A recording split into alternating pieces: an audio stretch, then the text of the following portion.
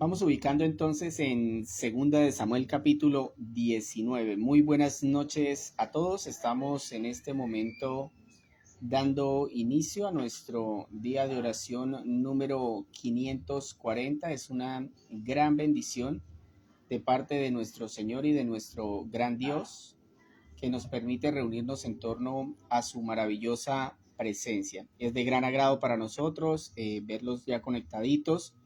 Vamos a dar un momento para que aquellas personas que de pronto no han visto el anuncio lo puedan ver y puedan ingresar. De igual manera, es importante recordarles en este caso que realizamos este grupo de oración a diario y le pedimos al Señor que nos ayude para que lo podamos hacer para la gloria de su nombre. Estamos haciendo una lectura diaria de la Biblia. Hoy nos encontramos en este caso en el capítulo número 19 del segundo libro de Samuel. Esto con el propósito de que usted en este caso se vaya ubicando y pueda, digamos, en este momento buscarlo y de esta manera ser partícipe también de la lectura. Segunda de Samuel, capítulo 19. El tema que vamos a trabajar hoy se llama Quiero ese corazón. Para los que de pronto les gusta escribir, el tema, se lo repito, se llama Quiero ese corazón. Es un deseo que todos nosotros deberíamos tener, un corazón conforme al de nuestro Señor. En eso se agrada nuestro gran Dios y Salvador. Entonces vamos a estar atentos a esa palabra. Vamos a dar unos minuticos para que las personitas que de pronto no han visto el anuncio lo puedan ver y de esa manera, digamos, podamos todos dar inicio al mismo tiempo. Recordarles que tenemos como propósito en este grupo de oración el compartir el evangelio, ¿no? Y lo podemos hacer transmitiendo este grupo a otras personas, copiando el link y enviándoselo a aquellos que no conocen a Jesús, son nuestra prioridad, también aquellos que se han apartado del Señor y aquellos que de pronto en su trasegar de pronto están empezando a decaer también. Entonces vamos a estar atentos a la palabra y recordarles de igual manera el día de mañana con el favor del Señor estaremos entonces a las 8:35 para que usted se programe. Discúlpenme a veces los cambios de horario, pero bueno, es importante tener en cuenta que las actividades de la iglesia son mucho más importantes que este grupo de oración y siempre que haya alguna actividad de la iglesia que interfiera con el grupo, le daremos prioridad a la actividad de la iglesia sin dejar de un lado el grupo, a menos que sea, digamos, algún tipo de predicación que podamos publicar en la cual todos puedan participar. Vamos entonces a dar paso a orar para pedirle al Señor que nos ayude y que nos bendiga en esta noche. Amado Señor, bendito Salvador nuestro, te agradecemos en este día por permitirnos reunirnos como familia, Señor, por permitirnos reunirnos en esta casa, porque también hay personas que se reúnen desde sus hogares para escucharnos, Señor. Estamos muy agradecidos por esas personitas que has puesto, Señor, que has traído poco a poco, aquellos que has ido transformando, mi Dios, estamos supremamente agradecidos, entendiendo que no lo merecemos, Señor, pero que en tu bondad, en tu misericordia, Señor, está decretado el plan para salvar a algunas de las personas que tú has decidido tener para la gloria de tu santísimo nombre. Señor, hoy ponemos en tus manos este grupo. Te pedimos, Espíritu Santo, que doblegues nuestro necio corazón, que quites nuestra vista de lo que no tiene que ver contigo, Señor, que pongas nuestros ojos directo hacia ti, nuestros oídos para escuchar tu palabra, que estemos atentos, que el sueño se vaya de nosotros, Señor, que el cansancio sea llevado a otro lugar, que nosotros entendamos que nos disponemos a escuchar al Rey de Reyes, al Señor de Señores. Por favor, ayúdanos, Señor, para estar atentos, ayúdanos para estar dispuestos, Señor. Permite que esta palabra toque los corazones aún los más duros, Señor. Esto te lo pedimos en el bendito y poderoso nombre de Jesús. Amén y amén. Dice segunda de Samuel 19 así: avisaron a Joab que el rey estaba llorando amargamente por Absalón.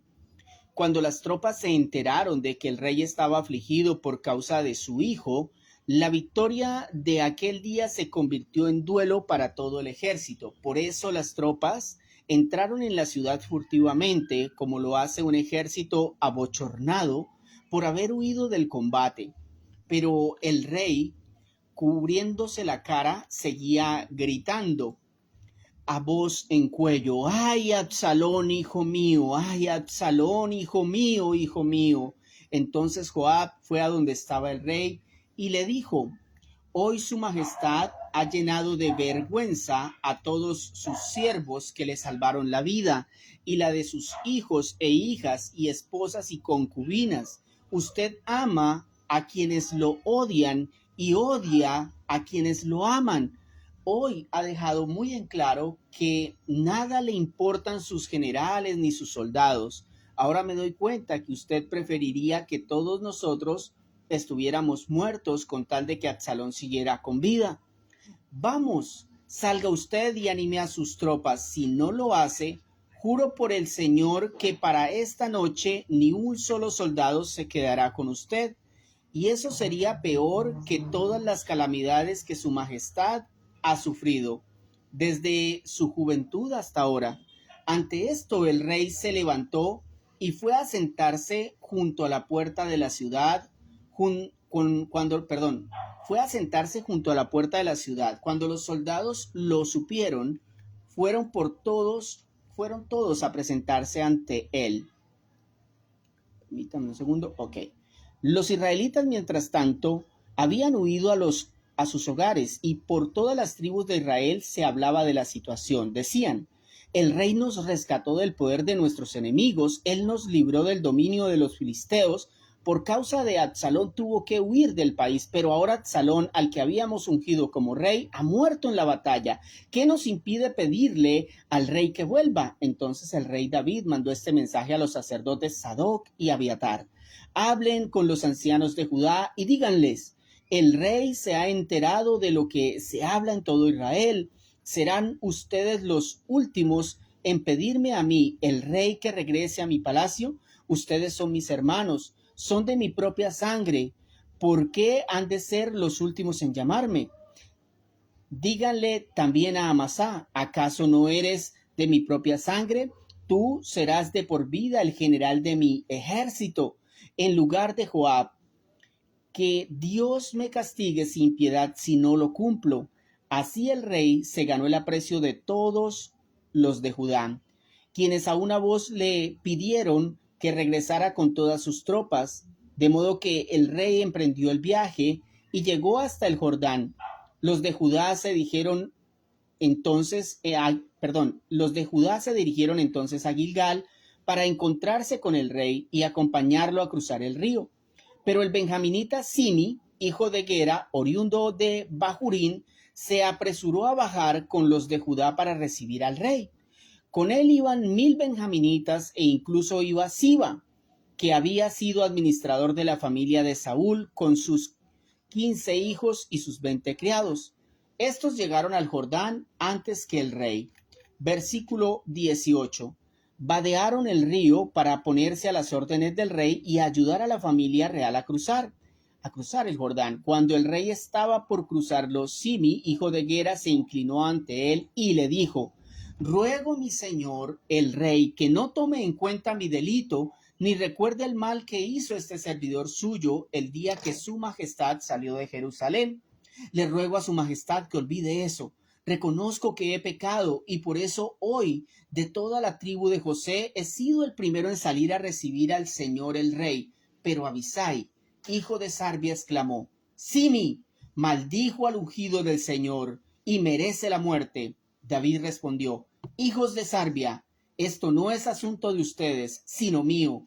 Están actuando como si fueran mis adversarios. ¿Cómo va a morir alguien del pueblo cuando precisamente en este día vuelvo a ser el rey de Israel? Y dirigiéndose a Simi, el rey le juró: no morirás. También Mefiboset, el nieto de Saúl, salió a recibir al rey. No se había lavado los pies ni la ropa, ni se había recortado el bigote desde el día en que el rey tuvo que irse hasta que regresó sano y salvo. Cuando llegó a Jerusalén para recibir al rey, éste le preguntó: Mefiboset, ¿por qué no viniste conmigo, mi señor y rey? Como este servidor suyo es cojo y quería que me aparejaran, yo quería que me aparejaran un asno para montar y así poder acompañarlo, pero mi criado Siba me traicionó y ahora me ha calumniado ante su majestad. Sin embargo, su majestad es como un ángel de Dios y puede hacer conmigo lo que mejor le parezca. No hay nadie en mi familia paterna que no merezca la muerte en presencia de mi señor el rey. Y a pesar de eso, su majestad le concedió a este servidor suyo comer en la mesa real. ¿Qué derecho tengo de pedirle algo más a su majestad? El rey dijo entonces: no tienes que dar más explicaciones. Ya he decidido que tú y Siba se repartan las tierras. Él puede quedarse con todo, le respondió Mefiboset. A mí me basta con que mi señor el rey haya regresado a su palacio sano y salvo. También Barzillai el Galadita bajó al Jordán, había viajado desde Rogelín para escoltar al rey, y cuando cruzaba el río, Barzillai, que era un anciano de 80 años, le había proporcionado al rey todo lo necesario durante su estadía en Mahanayín, pues era muy rico. El rey le dijo: acompáñame, quédate conmigo en Jerusalén y yo me encargaré de todo lo que necesites. Pero ¿cuántos años de vida me quedan?, respondió Barzillai.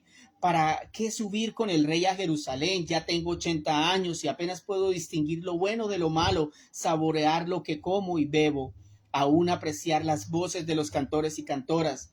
¿Por qué ha de ser este servidor una carga más para mi señor el rey? ¿Y por qué quiere su majestad recompensarme de este modo cuando tan solo voy a acompañarlo a cruzar el Jordán? Déjeme usted regresar a mi propio pueblo para que pueda morir allí y ser enterrado en la tumba de mis padres. Pero aquí le dejo a Kimán para que le sirva a su majestad y lo acompañe a cruzar el río. Haga usted por él lo que haría por mí. Está bien, respondió el rey. Kimán irá conmigo y haré por él lo que me pides, y a ti te daré todo lo que quieras. La gente y el rey cruzaron el Jordán. Luego el rey le dio un beso a Barzillai y lo bendijo. Y Barzillai volvió a su pueblo, el rey acompañado de Kimán y escoltado por las tropas de Judá, y la mitad de las tropas de Israel siguió hasta Gilgal. Por eso los israelitas fueron a ver al rey y le reclamaron: ¿cómo es que nuestros hermanos de Judá se han adueñado del rey al cruzar el Jordán y lo han escoltado a él, a su familia y a todas sus tropas? Los de Judá respondieron: ¿y a qué viene ese enojo? El rey es nuestro pariente cercano.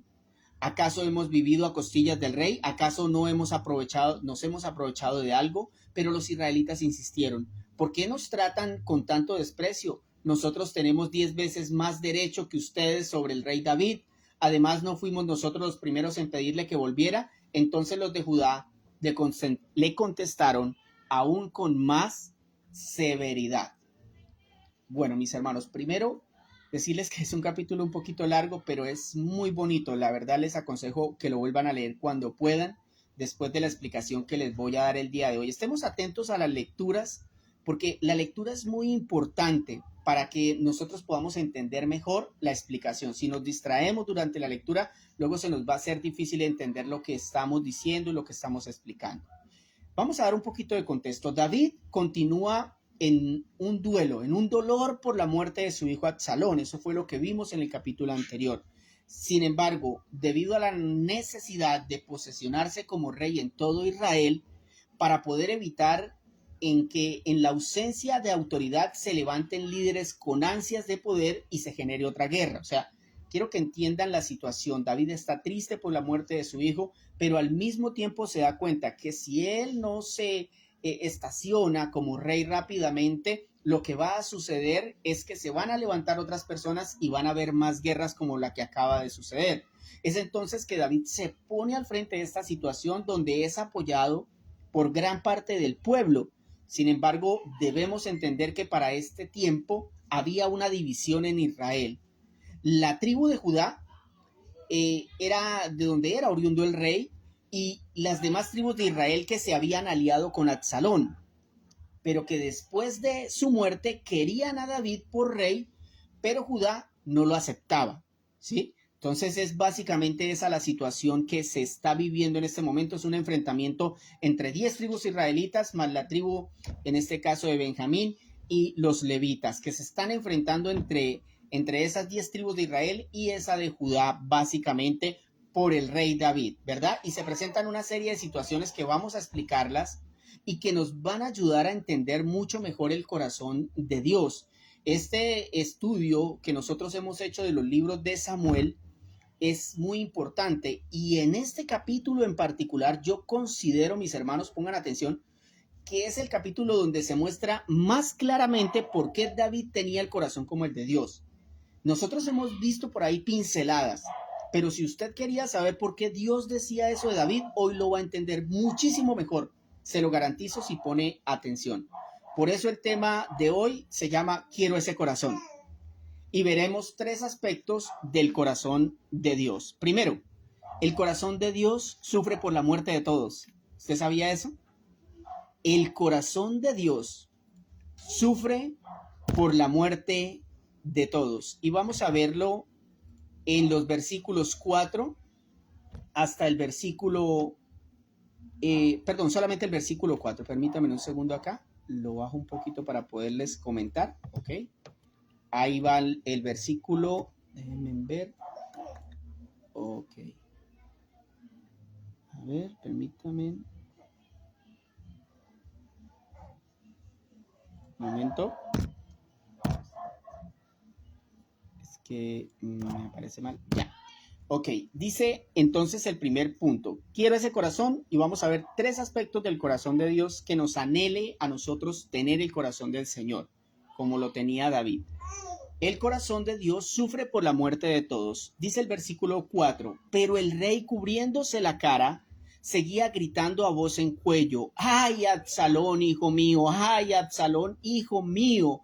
Hijo mío, David estaba sufriendo por la muerte de su hijo, mis hermanos, sin importar que su hijo muriera intentando asesinarlo. Ahí está la clave. Entienda lo que le estoy diciendo, mi hermano. David está llorando por su hijo Absalón. Ese hijo lo quería matar a él, pero él está llorando por él. Él está triste por él. Y este es un aspecto del corazón de Dios. ¿Quieren verlo? Miren lo que dice Ezequiel capítulo 18, versículo 32. Les aseguro, dice el Señor, que no me complazco para nada en la muerte del impío, sino que deseo que el impío se arrepienta de sus maldades y viva. Dejen de cometer maldades, pues ¿por qué habrían de morir, oh israelitas? Qué impresionante, ¿no? El Señor no se agrada en la muerte de nadie, mi hermano. La pregunta es, ¿nosotros sí?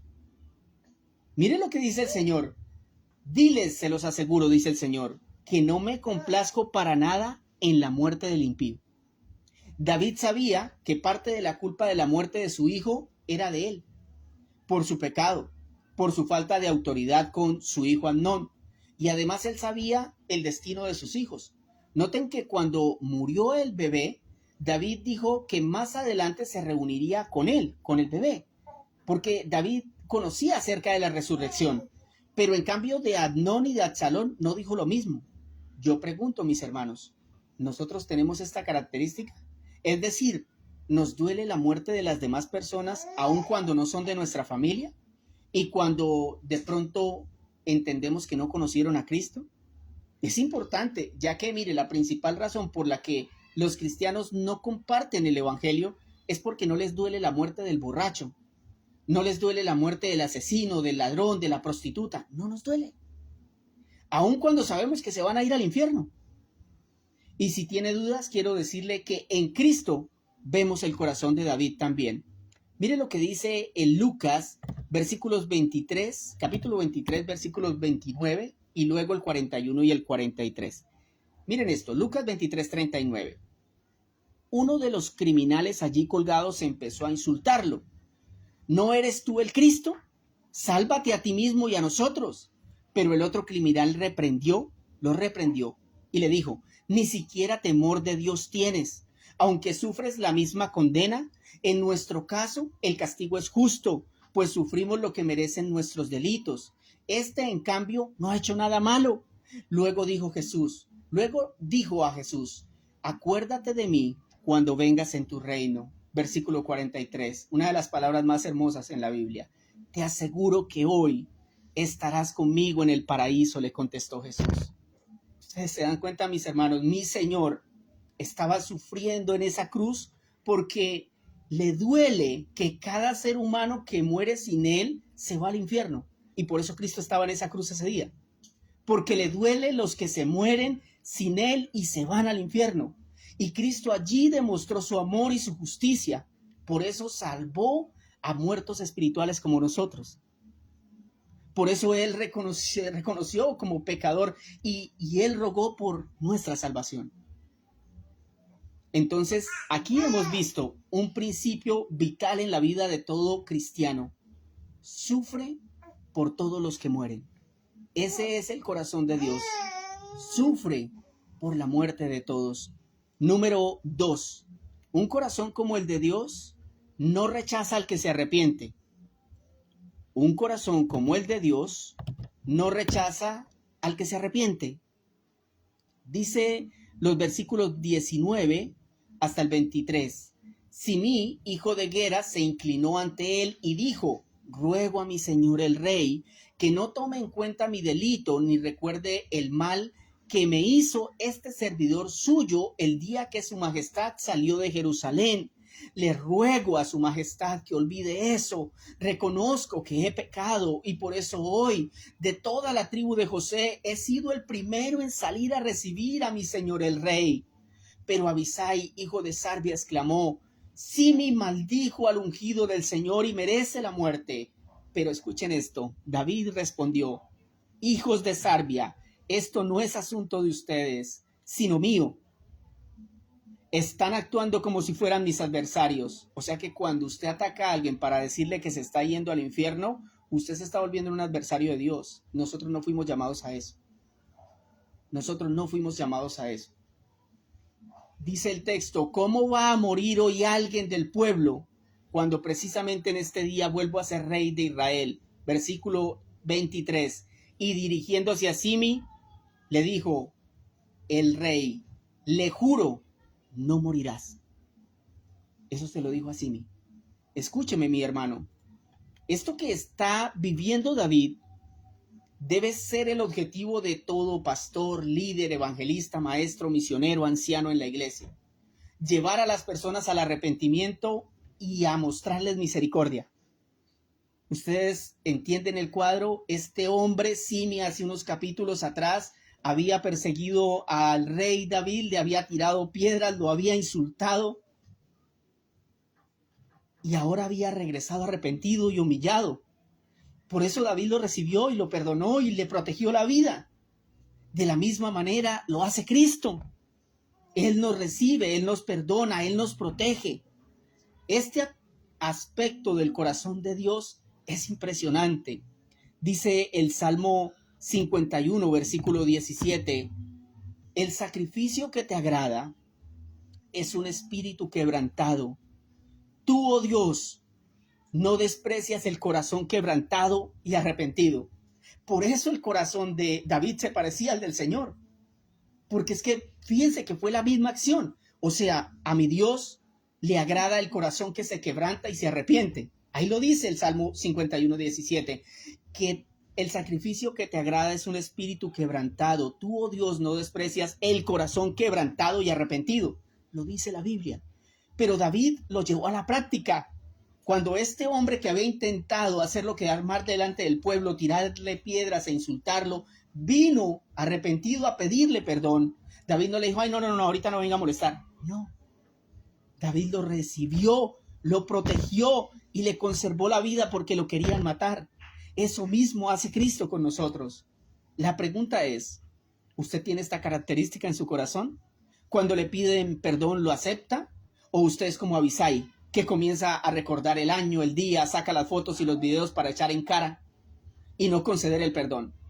Considere que Dios hará lo mismo en el día del juicio con los que no perdonan. Hemos visto que el corazón de Dios sufre por la muerte de todos. ¿Usted sufre por la muerte de todos? ¿Usted piensa hoy cuántas personas descendieron al infierno? ¿Lo ha pensado?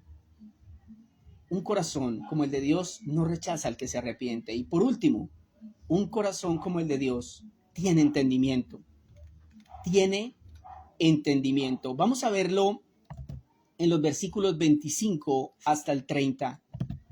Dice de la siguiente manera: cuando llegó de Jerusalén para recibir al rey, éste le preguntó a Mefiboset: ¿por qué no viniste conmigo, mi señor y rey? Como este servidor suyo es cojo, yo quería que me aparejaran un asno para montar y así poder acompañarlo.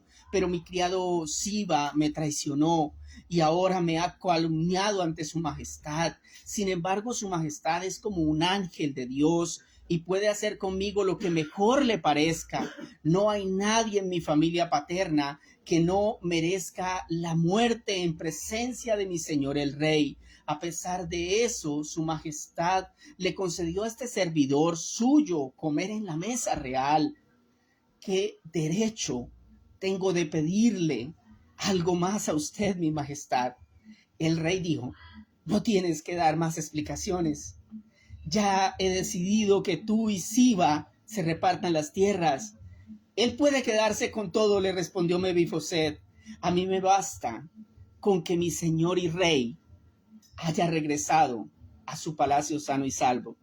¿Cuántos se agradan de que el Señor regrese de los cielos sano y salvo a llevarnos nuevamente?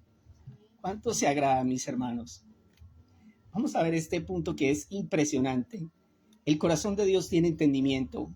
Hermanos, la verdad, yo había escuchado de Mefiboset solo la historia de cuando David le regresa todo, lo restaura. Yo creo que todos la conocemos, los que han leído la Biblia o han escuchado desde un sacerdote hasta un pastor. Pero sinceramente es un desperdicio no estudiar la vida de este hombre más profundamente, porque en este capítulo yo creo que se refleja que este hombre es el prospecto de cristiano que Dios quiere de nosotros. Escúcheme, hermano. Mefiboset es el prospecto de cristiano que Dios quiere de nosotros. Vea sus características. Es un hombre lisiado, como nosotros estábamos, lisiados espirituales, incapaces de ir a Dios. Un hombre que fue traicionado y calumniado por su siervo. Sin embargo, no le exige nada al rey y acepta lo que David quiera para él. Por si fuera poco, le dice que él y toda su familia merecen morir.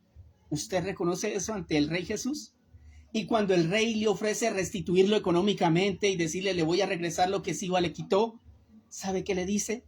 El texto dice: a mí me basta con que mi señor el rey haya regresado a su palacio sano y salvo.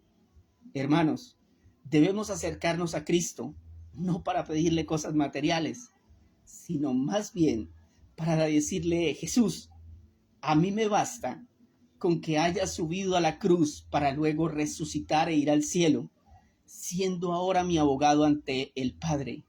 A mí me basta con eso, Señor. Haz de mí como tú quieras. Debería ser nuestra oración. Oremos a Dios. Amado Señor, bendito Salvador nuestro, te agradecemos en esta hermosa noche, Señor, por tu maravillosa palabra, Señor. Gracias por registrar la vida de estos hombres, sus historias, Señor, porque a través de tu espíritu podemos ver que tienen un sentido impresionante en cuanto a lo que tiene que ver con la eternidad, Señor. A veces muchos piensan en lo que significa tener un corazón como el de Dios. Y considero, como les decía a mis hermanos, mi Señor, que tal vez este texto es el que mejor lo refleja, Dios.